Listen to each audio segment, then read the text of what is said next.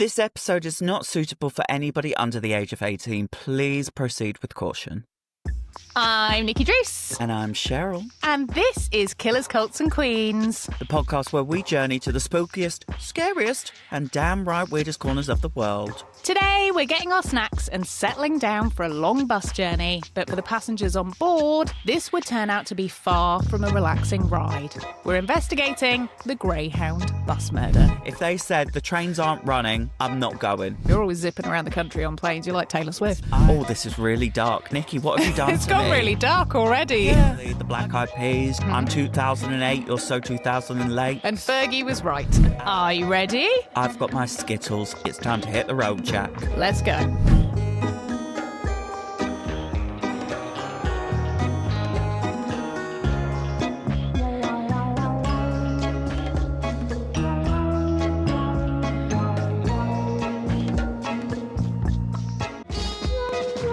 Imagine boarding a coach and settling down to a relaxing long drive, enjoying the onboard entertainment, staring out the window at the passing scenery, and maybe even falling asleep. But what would you do if the person sitting next to you had other plans and had already decided that today was your last? Welcome to Killers, Cults and Queens. But before we dive into today's case and recline our seats back for a long old drive, how's your week been, our shares? What have you been up to? Oh, do you know what? It's been a fabulous week. God, blimey, it's getting cold, Nikki Druce. My nipples can cut glass. My toes are curling with frostbite. But, God, blimey, it is cold.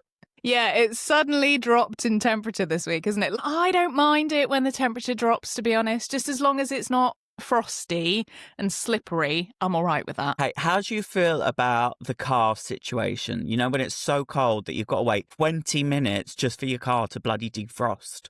Well, as somebody who is always infamously leaving the house 2 minutes after I should have left, then it's always a bit of a stressful situation. I'm too panicky. I literally have to plan ahead. And I feel like the weather turning at this point, I'm like, okay, well, if I've got to leave the house at 8, I've got to go out there at 7:40. Are you one of these people that leaves their car running to defrost, or do you just scrape it all off and then get going? I start the car, I go out, I do the de-icer if it's that cold, and then I get back in the car and hope and pray that it fucking kicks in. Oh, you are well prepped, because I don't have de-icer. I think only last year I ended up with one of those scrapey things, and that's because somebody had dropped one in a car park and I picked it up. Thief, criminal, crook.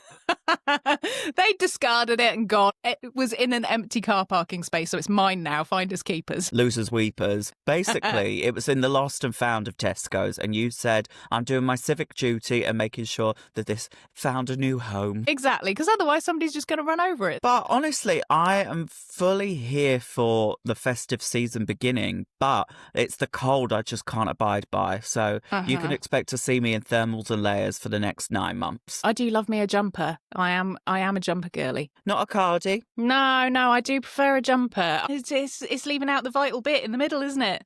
Can't have your heart cold. Wait, you've got a heart? If I only had a brain. If I were king of the forest. Oh dear, already derailed. I know. Tell me about it. Now, I know you're a busy girl on the go who has to travel up and down the country, but have you ever had to resort to coach travel? Not if I can bloody help it. I couldn't tell you the last time I actually set foot on a coach. We've been in minivans to do legs of tours. I think the closest one I've been to an actual coach was when we did the season 1 tour back in 2019. But that was like a tour bus. Like we had beds, but an actual like, we're all going on a summer holiday coach. Absolutely not. Get in the bin. If they said the trains aren't running, I'm not going. You're always zipping around the country on planes. You're like Taylor Swift. I am very economical. I will always try and get a train over a car any day that I can. But I sometimes do prefer to fly up to places like Scotland. 5.5 hours on a train, I'm losing my mind. I don't mind a really long train journey, though. It gives me time to do a little bit of work on the train. I like to do a bit of staring out the window, pretending I'm in a film, listening to some cinematic soundtracks. Hand against the glass. Yes, whilst it's raining. I do really like trains. In Budapest, they have these amazing little underground trains, but they're like wooden. Oh, I thought you meant like they're made of wood. And I was like, well, we all saw how the Trojan horse went. That's not a good idea, is it? But no, not at all. They're lovely little trains. They have this wooden panelling on them. This is going to make me sound very middle class, and I'm very, very aware of this, but the lifts inside Liberty...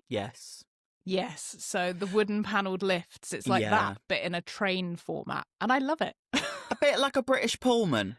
Yeah, that kind of thing. So, yeah, really super fancy, but it's their tube trains. Oh, well. Yeah. Pop off, Budapest. Yeah, beautiful. So if you ever go to Budapest, they've got amazing trains. There you go. Right, just adding it to my list now. Good, you should. Budapest is a lovely place to travel to.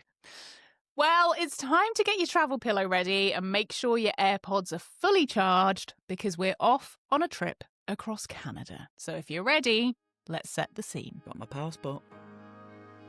It's a warm day on the 30th of July, 2008 in Edmonton, Canada. A young man has just finished his summer job working for the carnival, and now it's time to go home. He's bought himself a ticket to ride the Greyhound bus, a long-haul bus service which runs across many long routes in Canada, and he boards and settles in for a long ride. He's managed to bag a seat on his own, but not for long. Another passenger decides to join him at the back of the bus, and after a short while, the young man falls asleep whilst listening to music.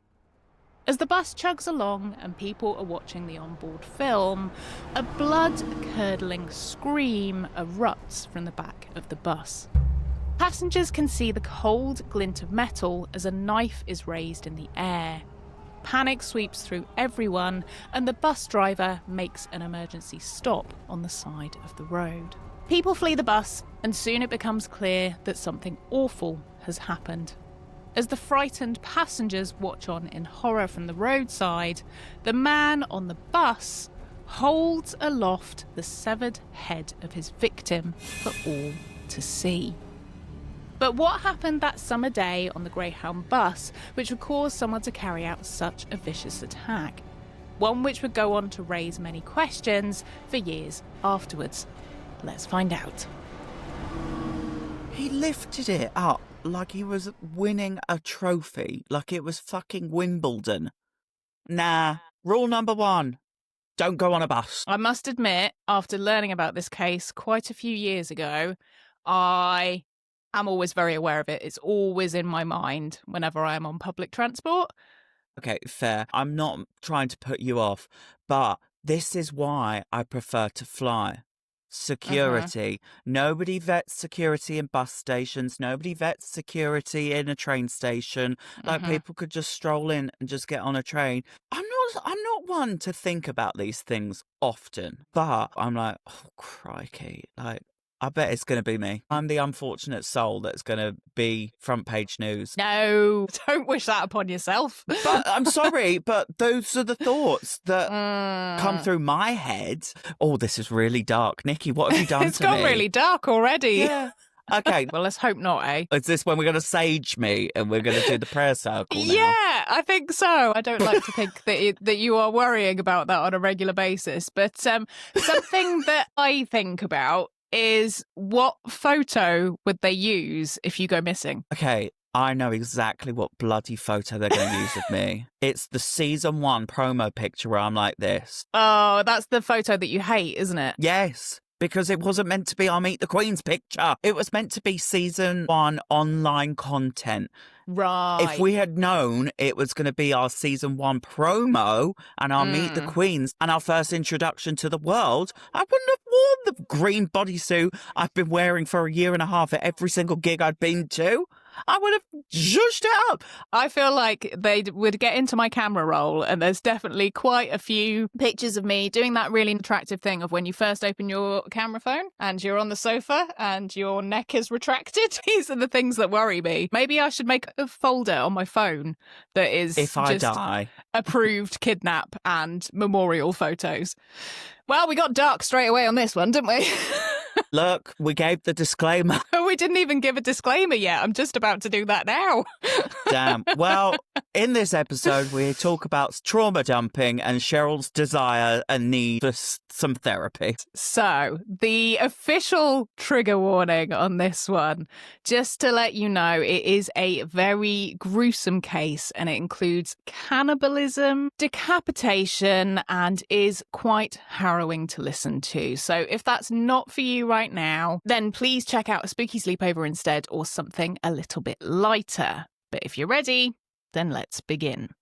So let's head to Canada in the spring of 2008. For one young lad, 22-year-old Tim McLean, he's not really got much planned for his summer. And so he decides to pick up a summer job working at the circus alongside a few friends. Tim grew up in a little town called Ely in Manitoba, just outside of Winnipeg in Canada. And he was a restless student in school, but he loved people and made friends wherever he went. One of his school friends, Tiffany LaBelle, which is quite a fabulous name.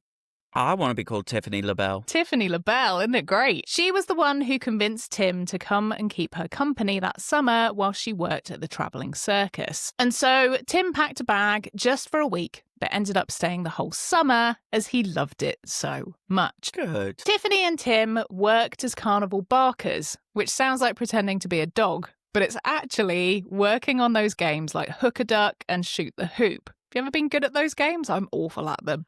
I'm terrible. I always take Hayden to the fun fair because he's good. He's got the good aim. He knows the tricks of the trade to get the prizes. Not that we need the prizes because it's just more we're adding to our houses. Yeah, that's the problem, isn't it? It's like, I want to play the game, but I don't want to actually win that prize. Just keep the money. So their job was to entice people to play, and the more people that played, the more they earned. As Tim was a natural talker, he was instantly good at the job. He soon ran his own game, and so he was making a decent amount of money every week. As the summer rolled on, and Tim and Tiffany went from city to city with their fun band of carnies, they were having a great time. In their downtime, they were drinking, smoking, messing about, and just doing things that young 20-year-olds do. But the summer was drawing to a close, and before long, life would have to go back to normal. With his time away from home, Tim had a chance to think about what he'd like to do with his life, and the freedom of those few short months was enough to inspire him to want to go travelling. He'd decided to move in earlier that year with his dad, Tim Sr., and stepmum, Nadine. You can tell that they just loved him dearly and knew he'd eventually make his own way in life, even if he didn't really know quite what he was doing just yet. As the carnival only had a short while left to run, Tim decided he was going to move from Winnipeg to British Columbia.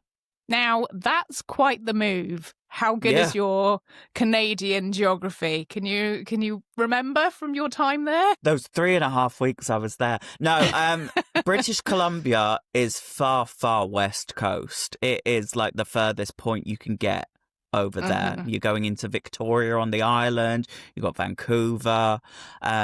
And Edmonton is, I believe, is the neighbouring state to Ontario. I am not entirely sure because my Canadian geography is terrible. Let's just say it is a vast, long and treacherous trek and something to not be taken lightly. Well, you'll be pleased to know that I did actually Google how far away those places are from each other, and Winnipeg to British Columbia is about 1,500 miles away. So it's a difficult thing to do, isn't it, to just entirely uproot your whole life and just move 1,500 miles away. So it's a big plan.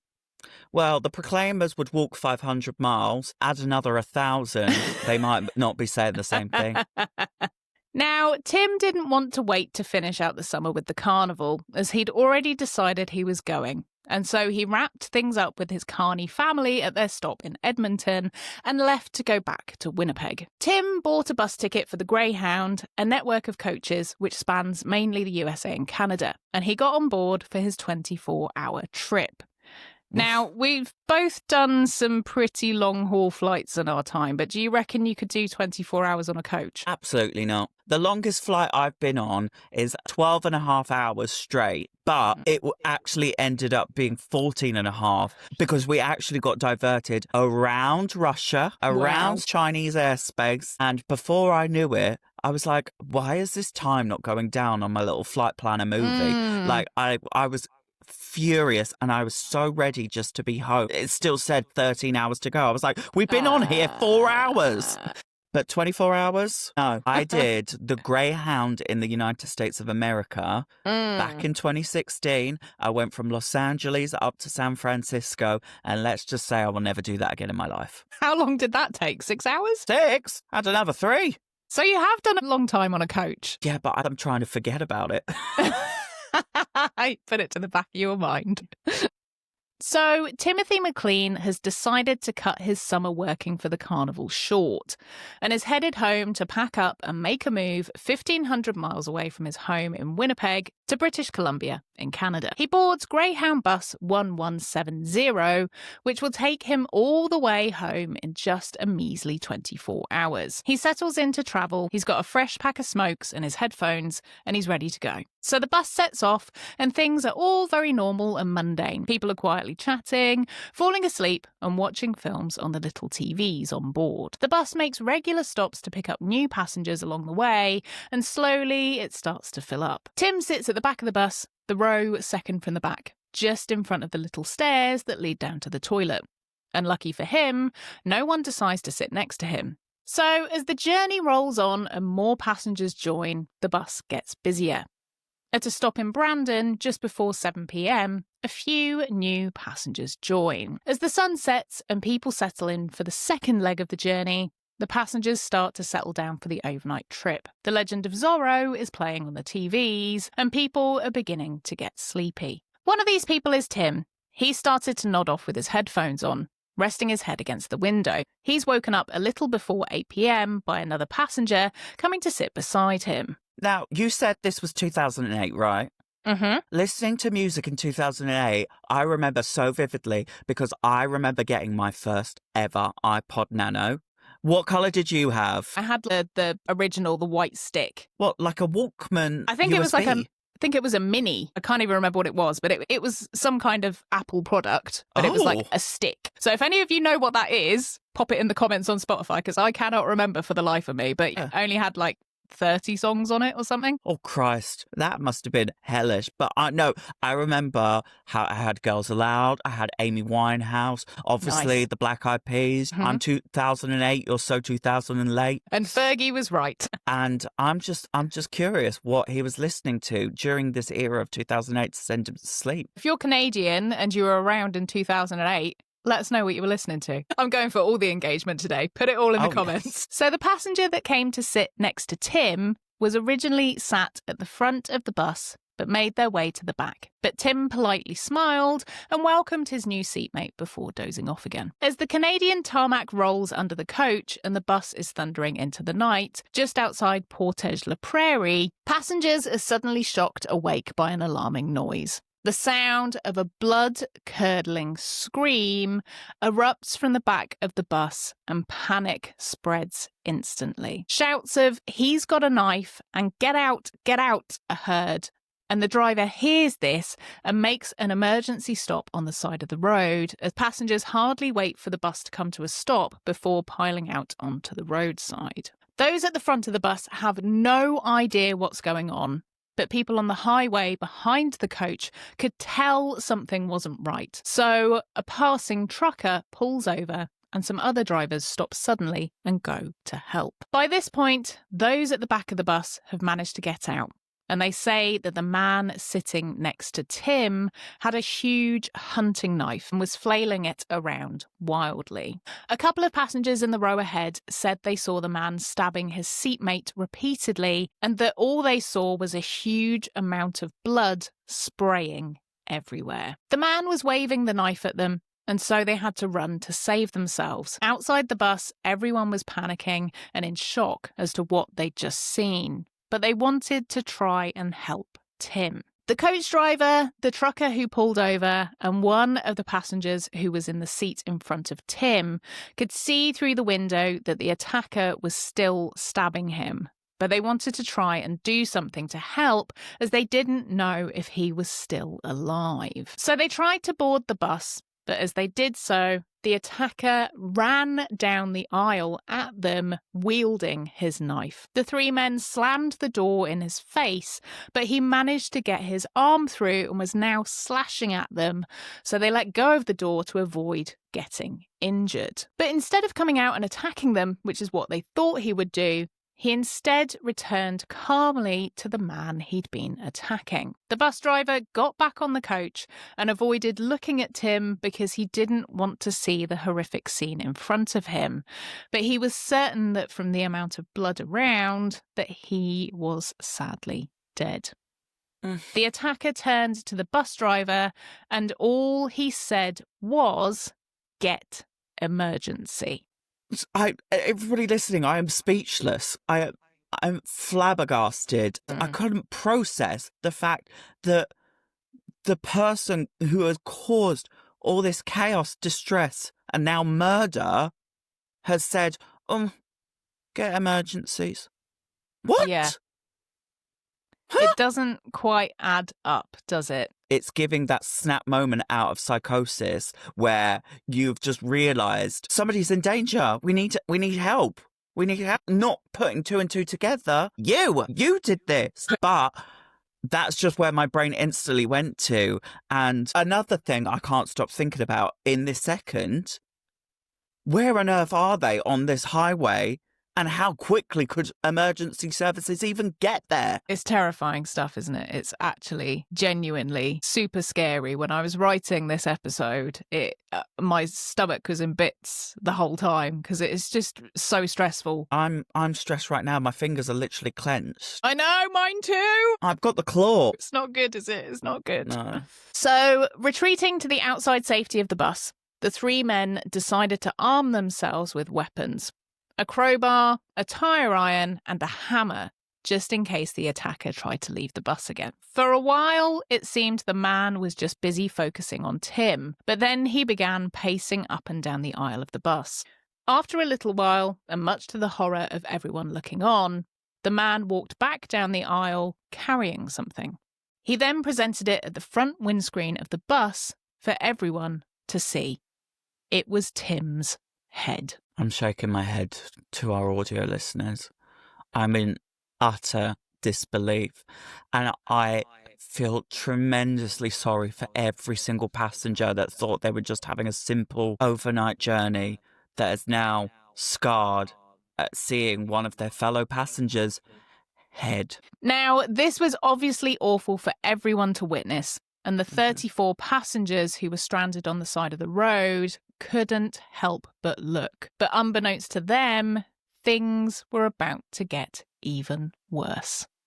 Thought that was as bad as it was going to get, and then we were going to have the aftermath. But worse? Nikki! Yeah.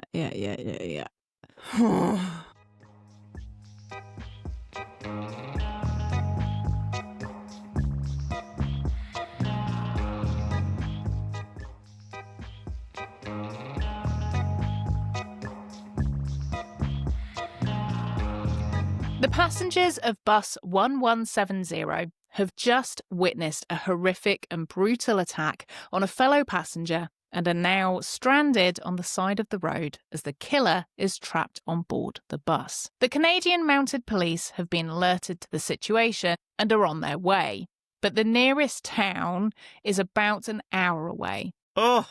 But somehow they miraculously managed to get there in around 25 minutes. I could do it in 15. Zooming along with your blue lights on. Do they even have blue lights in Canada? I think they're red. Ah, because in America, they're often blue and red, aren't they? But we just have blue lights over here. Anyway, that's by the by. And just in case you thought that Canadian Mounted Police meant that they were on horseback, they're not. They are in vehicles. Okay, good to know.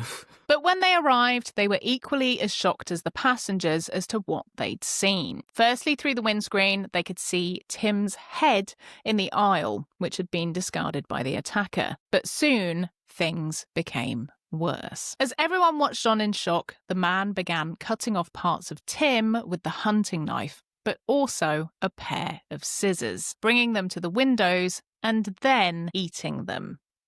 Huh? Yes. Understandably, people outside witnessing this were crying and throwing up, but it was really difficult for them not to look. And I understand that. If something that is absolutely horrific like that was going on, I also would feel a compulsion to look at it. And I think it's that thing of, if you see an accident on the side of the road, that you want to have a look. And I think it's a bit of self-preservation, isn't it? There is nothing else to focus on other than the trauma in front of your eyes. And we as humans instinctively find something to focus on. Now, I probably would just try and remove myself completely from this situation. I'd probably be running for the hills. You're stuck on the side of the road. You can't go anywhere. All you've got in front of you is this bus. That's it. So you can't run away.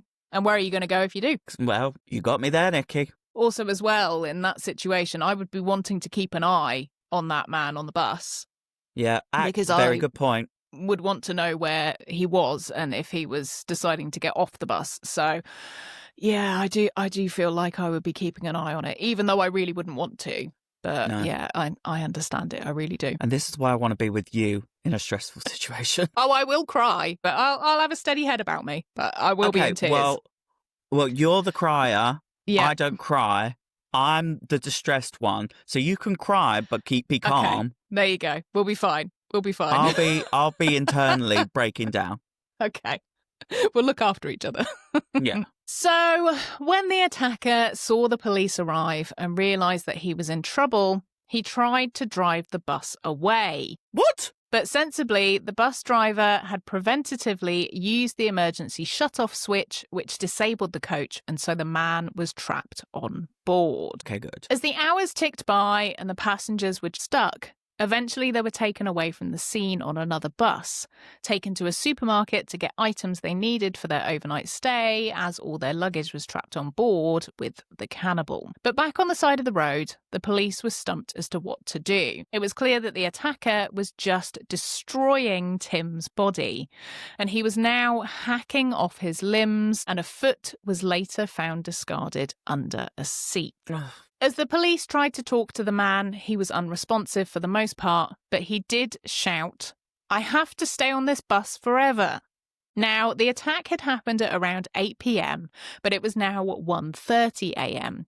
And for this whole time, the man had been mutilating Tim's body, cutting off parts and throwing them around the coach. He'd also brought bin bags with him and was placing some parts into them and tying them up. So this was preconceived. It wasn't impulsive. We'll get into some of that later on, but Jumping the gun. yeah, Sorry.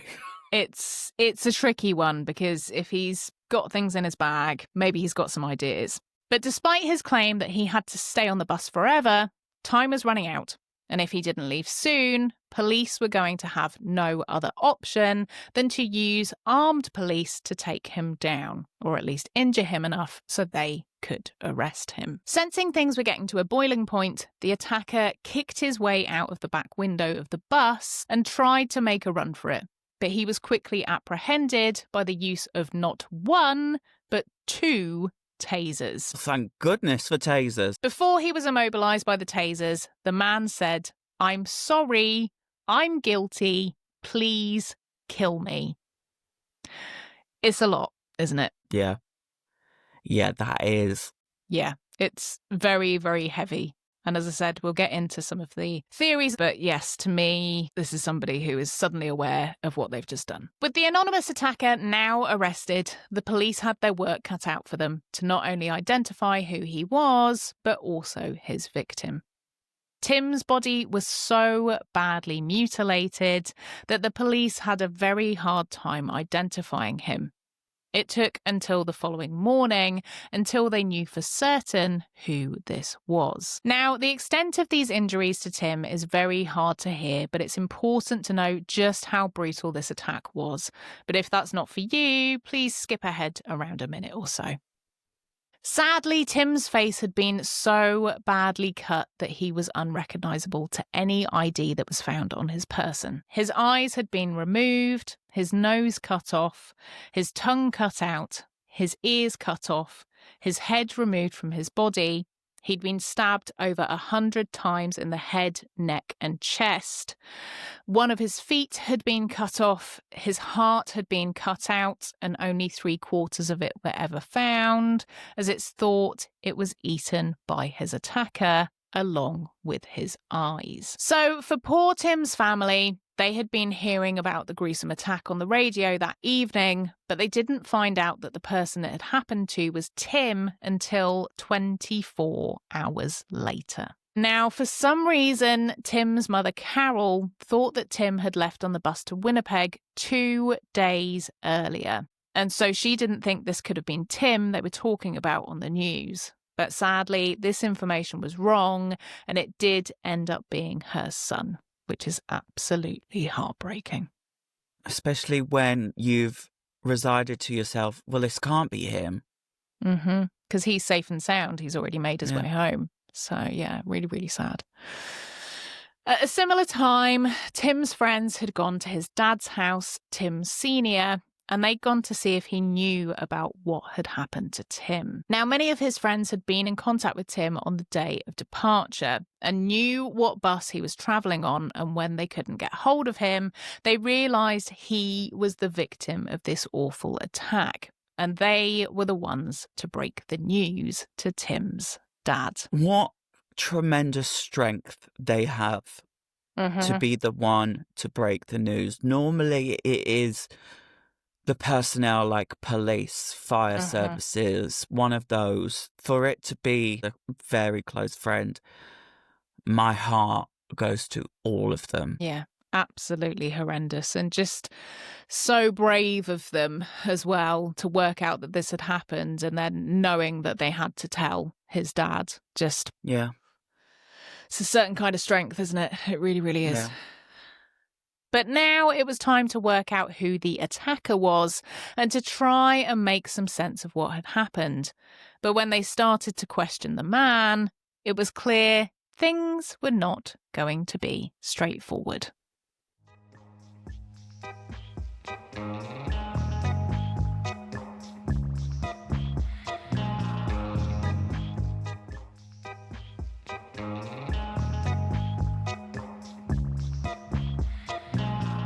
Police have arrested the anonymous attacker who, a few hours earlier, killed, decapitated, and partially ate a fellow passenger on board the Greyhound bus 1170, which was heading across Canada on a long 24-hour trip. But now they had to work out firstly who this man was and his motive for killing Tim. Firstly, they searched his pockets, but inside they found something horrific. Tim's nose, tongue, and ears. Just in a pocket. What the man was planning to do with these later, we do not know. Were they trophies? Was he saving them to eat them later? Which is truly horrendous. But all in all, it was a very strange situation all round. But finally, the man began to talk. They found out his name was Vincent Weiguang Li. He was 40 years old and had moved to Canada from Beijing in China in 2001. He had emigrated along with his wife Anna to Canada as part of the Skilled Workers Program. Vince had studied automotive engineering at college in Wuhan in China and graduated having earned a bachelor's degree in computing and had become a software developer. Now, for a week or so, the Royal Canadian Mounted Police held Lee in custody, and as he had confessed to the murder, they arrested him and charged him. However, it was obvious from the get-go that Vince was suffering from a psychotic break, and so they sent him for a psychological evaluation. At the evaluation, Lee was cooperative but pensive. He thought he would be executed for what he'd done, and he also kept requesting to be killed. Many people think that the police had the opportunity to shoot and kill Vince when he was on the bus, and heavy criticism followed of why the police didn't opt to do so. But as Tim was already dead when they arrived, they opted not to. So back at the psych evaluation, Vince divulged his backstory, how he'd come to live in Canada, and how he ended up being on the Greyhound bus that day. Vince had been living in Winnipeg, but despite his emigration being based on his skilled worker visa, he hadn't been able to get a good job since he arrived and ended up doing odd jobs here and there to make ends meet. As there was a language barrier, Lee thought to improve things, he would try and advance his English. He'd joined a church there to try and make some friends and became a part of the regular congregation, and even got baptized, becoming a Christian. From then on, Vince said he had a strong connection with God and would speak to him regularly. Vince was having troubles at home with his wife Anna, and the pair were arguing non-stop, so he decided to move out. Anna would later say she didn't know about this until she came home one day and just found Vince and some of his belongings gone. Vince was chatting with God before he left, and they told him that evil people were after him. Now, there are conflicting reports around whether Vince knew he was having psychotic delusions or not, as some say a doctor diagnosed him with schizophrenia in 2005. Which he didn't receive treatment for. But in other reports I've read, it said that he didn't receive a diagnosis until after the murder. So we have to bear that in mind when talking about this case, as on one hand, if Vince did know he wasn't well and ignored it, it does make it quite different to if he just had a psychotic break out of nowhere. But we can't say for certain either way on this case because we just don't know. Yeah, let's put a pin in it. Now, things are a bit hazy, but somehow Vince was in Edmonton, which is a long way from Winnipeg, and he got on a Greyhound here 2 days before the attack and was planning to go all the way back to Winnipeg in one trip. He had been chatting to God this whole time, and they told him to arm himself as people were trying to kill him, so he bought a hunting knife to protect himself.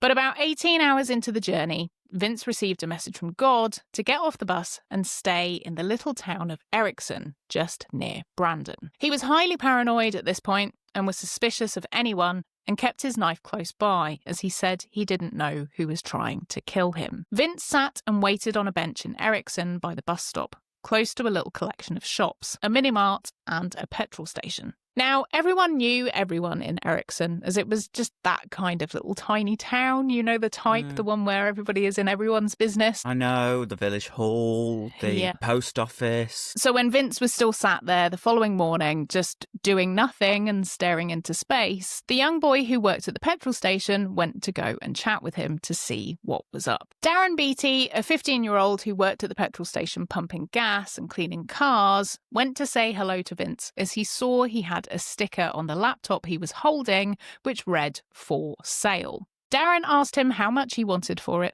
and Vince said $600. Darren jokingly said, "Will you take 60?"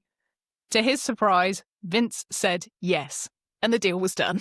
So that's quite the bargain, isn't it? Bargain, yes, but also it's a massive indicator that something's not right. Yeah. That made me instantly think, oh, I don't think this guy's very well if he's just suddenly gone 600, 60. Okay. He's thinking about a finite amount of time here, really, as time was running out. Yeah, for sure. A few more hours passed with Vince sitting on the bench waiting for an update from his friend God. But when he didn't receive any further messages, he decided he would just get on the next Greyhound, and we know the story from there. So what was Vince's motive in killing Tim?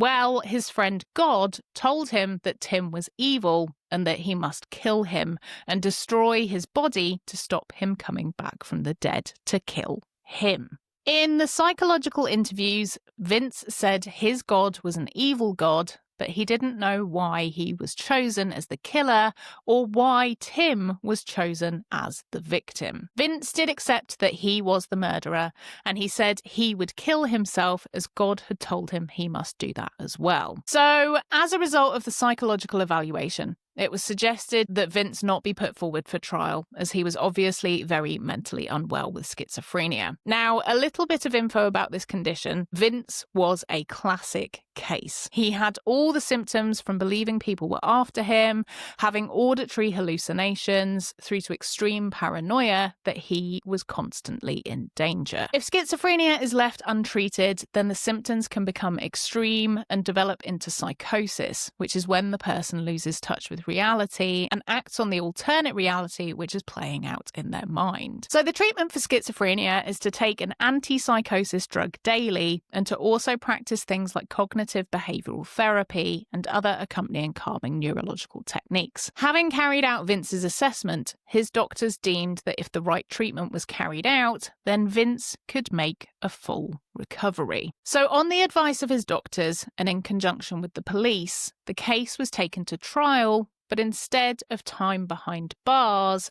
Vince was given an involuntary stay in a specialist psychological hospital for 6 years, as everyone agreed that Vince was not criminally responsible for Tim's death, as this was a severe case of mental instability which he needed to be treated for. Now, this decision was not what Tim's family wanted, and they were outraged that in 6 short years, the man who had decapitated and cannibalized their son would be eligible for release. Tim's family campaigned to get the verdict overturned, but as Vince completed his time to the satisfaction of the authorities, he was released in 2014. Now, the general public were equally as outraged about the outcome of the trial, but it's a difficult situation as it's obvious that the murder was carried out when Vince was incapable of understanding that what he was doing was wrong. Now, here is where it becomes even trickier. As Vincent wasn't charged with murder or given a criminal record, he won't be associated with Tim's murder, and he has a clean criminal record. Vince also changed his name to Will Baker, and I'm not doxing him there. His new name is out on the internet with a very, very simple Google search, and it's on the Wikipedia page. And so, in theory, he could move to somewhere outside of Canada with his new name, and there would be no record of this incident at all on his records. So, what happened to everyone else on board that fateful bus journey? Well, understandably, many people still suffer from PTSD to this day, having witnessed the horrendous attack. A few of the 34 passengers have tried to take legal action against the Greyhound bus service for their lack of security screening when allowing passengers to board. As we know, Vincent boarded the bus with a knife in his bag, so had this been searched, it could have been confiscated, which may have saved Tim's life.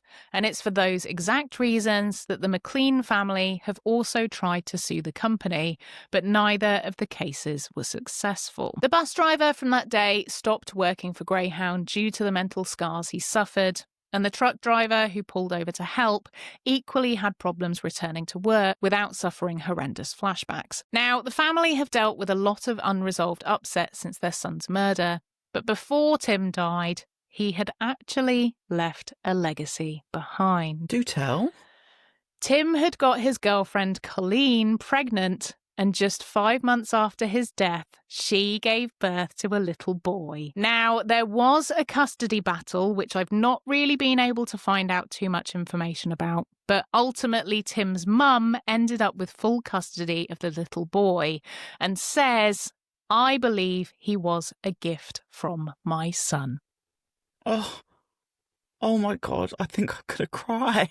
It's sad, isn't it? But at least there's something being left behind. Now, this is perhaps the saddest part, as it's believed the reason Tim was travelling back home and moving was because he wanted to make a new life for him, Colleen, and their unborn child.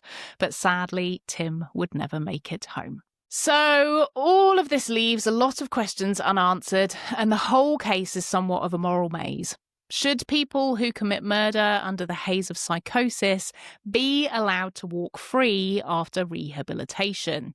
Or should they be put behind bars to serve a full sentence and be treated as if this wasn't a psychotic break? One of Tim's doctors referred to the chances of this happening to Tim like being struck by lightning. And it's obvious to me that it really was a case of random violence. However, it definitely will always have me looking over my shoulder on any public transport. That's for sure.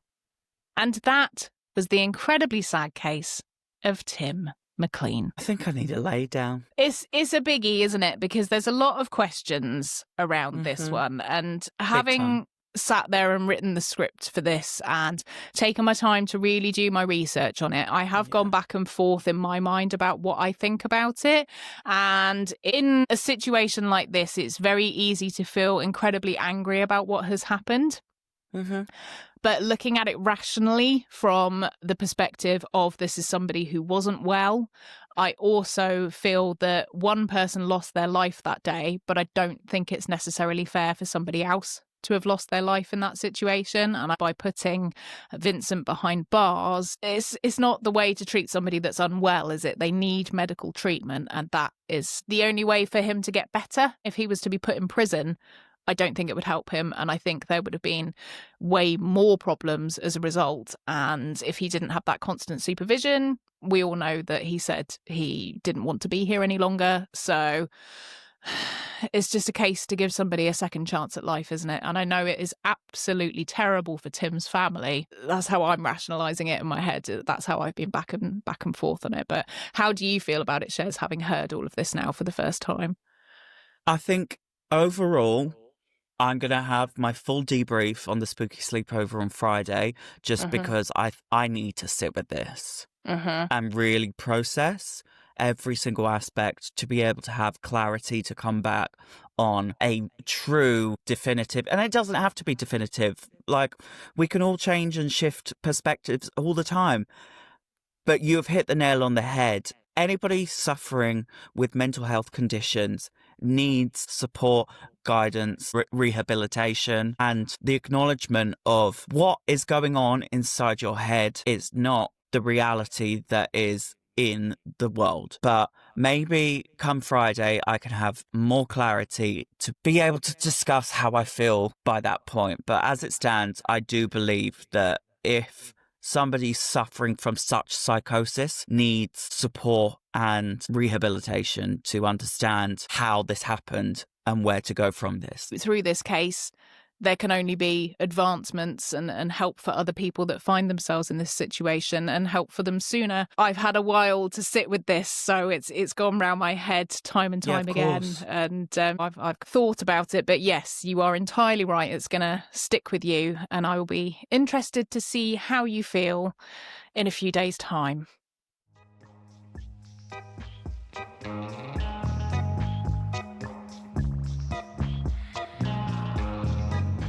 Coming up next time on Killers, Cults and Queens. It's time to grab your moon boots, because we're joining the space race to find out exactly what went down with the moon landing. So join us next time to find out whether it was fact or fiction. If you've made it this far, thank you for listening. That's all for this episode, and we'll be back next Monday with a brand new case. We want to hear from you. We'll be discussing your thoughts and theories this Friday on the Spooky Sleepover. So please pop us an email at killerscultsqueens@gmail.com with your thoughts. Or DM us at Killers Cults Queens on Instagram, leave us a comment on Spotify or YouTube, or send us a message on Patreon, because we want to know exactly what you think.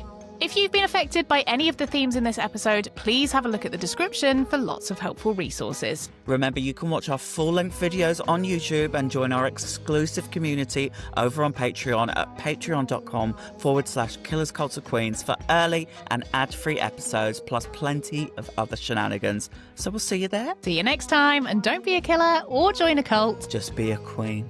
Goodbye. Goodbye.